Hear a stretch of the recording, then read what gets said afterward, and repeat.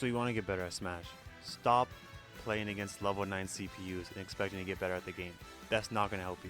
I don't ever want to see that again. I don't ever want to hear that again. Stop fighting level 9 CPUs. The first thing you need to do to get better at Smash is not even play Smash, but make sure that you're setting yourself up for the most success. And that starts with your control layout. No control layout is the perfect layout, and there's going to be many different preferences to how the buttons are laid out. But there are a few things that you should absolutely do to your controls to set yourself up to be as successful as possible. First thing, turn off stick jump. Pressing a button to jump instead of pressing up on the joystick is a lot more reliable, and you have a lot more control over it. So as you can see, I have my stick jump off. I have jump set to my Y button and also this trigger button. And I'm going to explain why I have two jumps set like this. Second thing that's absolutely a must is default this extra joystick, your right joystick, is going to be set on smash attack. Set that to tilt attack. And the reason for this is because in most situations where you're close enough to even hit a smash attack, you should be tilt attacking because it's so much faster. By the time you charge up a smash attack, your opponent has probably already hit you. So the two biggest things is set jump to a button and turn off stick jump, and set your C stick onto tilt attack. Okay, great, so you have your controls. So now you can go play Smash, right? Wrong. Go into training mode. You're not even gonna touch that freaking Smash matchmaking, okay? Go into training mode.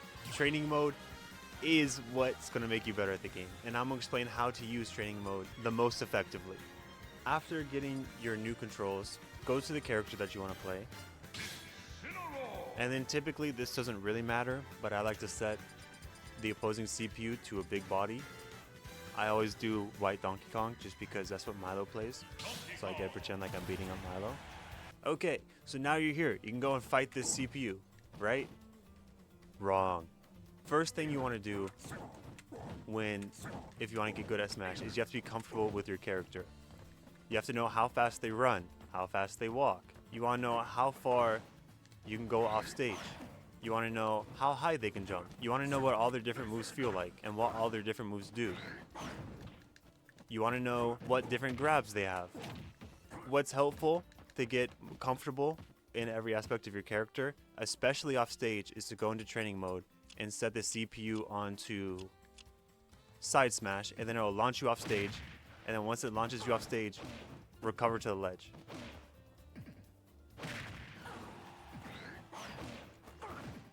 Until you get it. And see, I did not get it that time because I suck. But another thing that I would say, being comfortable off stage with your character is like the benchmark of being comfortable with your character as a whole. Another thing, when you get launched off stage, do not recover onto stage. In literally 99 out of 100 different scenarios, that's the worst possible thing you can do. Instead, when you're off stage, recover to ledge. Ledge will give you invincibility, and it's just literally the safest and best thing you can do in most situations. Second thing, when you get launched, do not immediately double jump, okay? If you burn your double jump immediately, what it does is it takes away a valuable option for you to do, and the less options you give yourself off stage, then the less options that your opponent has to cover, and the higher chance that your opponent attacks you off stage. As practice, fall down, and then practice getting up to the ledge. The more comfortable you get with falling down and waiting a second to recover, the better you will be at the game. And also, the more comfortable you will be with your character, and the more comfortable you are with your character, the higher chance you have at winning. Okay, so now you're comfortable with your character, right? So now you can go play Smash, right? Wrong. Shut up. Why do you still think you know anything? Just stop. After getting comfortable with everything that your character can do and knowing all their moves and how fast they are and, how far their rolls are, how their grabs work, the next thing is movement. Movement is the most important thing in a Smash match. Movement is literally what's going to win you 100% of the matches you play. One, being able to get off the platform. As stupid as that sounds, the platform is so difficult to get off of.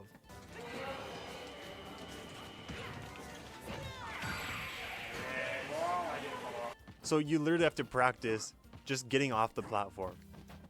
See, I could see, I tried to get off the platform right there and I couldn't.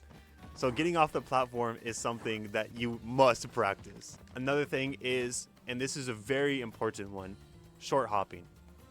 So every character, when they jump off the ground, they have their big jump and then they have a short hop. As you see, that hop is a lot shorter. There's two ways to short hop.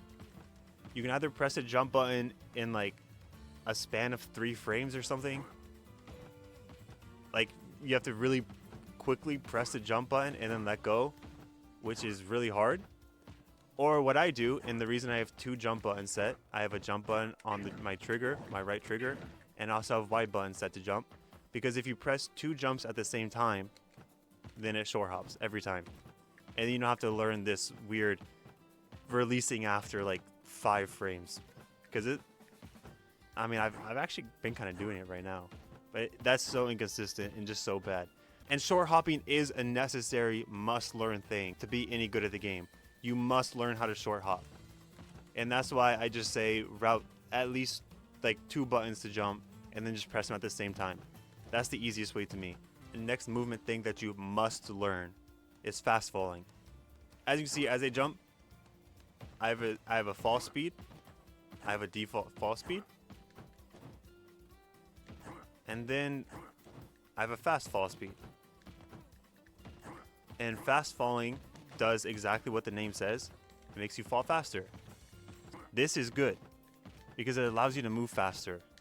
And the way you fast fall is at the apex of your jump, at the very top of your jump, you press down on the joystick. And short hopping and fast falling are very important because short hop aerials are literally how you're going to win games. Short hop aerials are fast, and they use aerials are usually everyone's combos tools, the entire cast combo tools. So yeah, once you get down short hopping, which is just pressing 2 jump buttons at the same time, and fast falling, which is just pressing down on the joystick at the top of your jump, then practice short hop aerials. The way that I short hop an aerial is if you put your thumb on the C stick, which you've now set to tilt attack, press a direction on the C stick while pressing jump, the game automatically does a short hop aerial. Literally, if you press the A button and jump, you'll do neutral air short hop. So then you just add a direction to that and you're going to short hop aerial. I like to use the C stick because I think it's just easier. And the way that you're going to want to do a buffered or a delayed aerial short hop is just by short hopping and then pressing the attack button, whether that be an A or using your C stick. See? So short hop, throw it out. Short hop, throw it out. Short hop, throw it out. Or throw it out while short hopping, which is like that.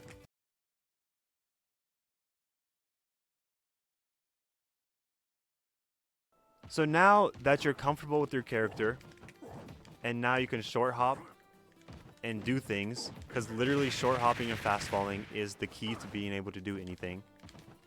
Now you can go play Smash, right? No. Still no. Never. You'll never be able to play Smash.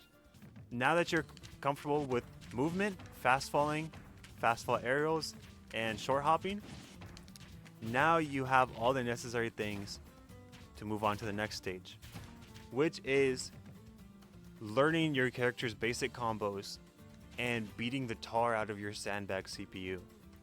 This is my favorite thing to do in Smash. It's just coming to training mode and just beating up an enemy that can't hit me back. It's my favorite thing. This is where you start to learn your combos. You don't learn combos in the moment against a level 9 CPU. You learn your combos against a CPU that's just standing still. And pretty much at this point, you just get comfortable with how your character feels beating up an enemy. Even if the enemy isn't attacking you, you just kind of get used to going off stage and doing things with your character, while also practicing your short hopping, your fast falling, and your fast fall aerials. So at this stage, you just practice all your basic combos. And if you don't know what your basic combos are, there's a million guides on the internet that will show you pretty much the bread and butter of your character. So now that you've fixed your controls, you're comfortable with everything your character can do, you practice movement, and you can do things like short hop, fast fall, you've learned your basic combos, and you got used to beating up the CPU, now you can play Smash, right? At that point, maybe you could, but I wouldn't.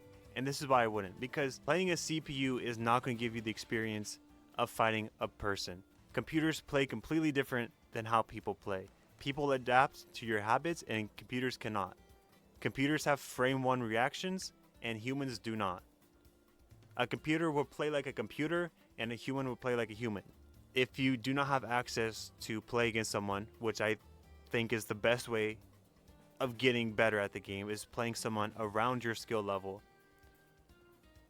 this is the next best thing. You're going to go into training mode once again. You're going to set the CPU to a level. It could be level 9 if you really miss your level 9 CPU so much. Me, I literally saw off at 3 because this is the hardest part, okay? So you're going to set the CPU to any level, but you're going to set it so that it attacks you. And these are going to come and try to mess you up. And the entire point of this exercise is to just not get hit. And if he hits you, you reset and you try again. This is going to teach you avoidance, not putting yourself in stupid situations where you can get hit. And it's going to teach you to have good spacing. It's going to teach you how to use your movement correctly and effectively. Once you kind of get into the rhythm of not getting hit, your next challenge is to try to defeat the CPU without getting touched.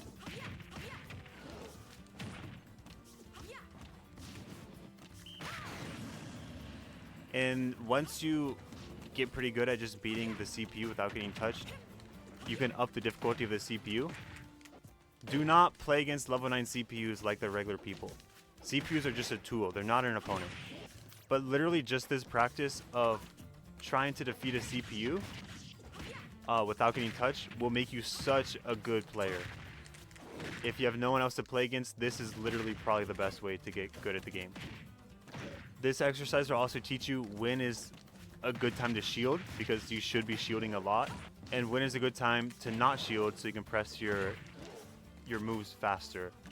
Once you start developing all the good skills of being able to be evasive while also being aggressive, then in bracket, you're going to be a freaking demon. If you master the craft of hitting your opponent and they can't hit you, imagine how big of a threat that makes you. And it also teaches you how to be reaction based. Because in order for me to get in and attack him, I have to wait for him to do something. And reacting instead of trying to predict will just make you win more games.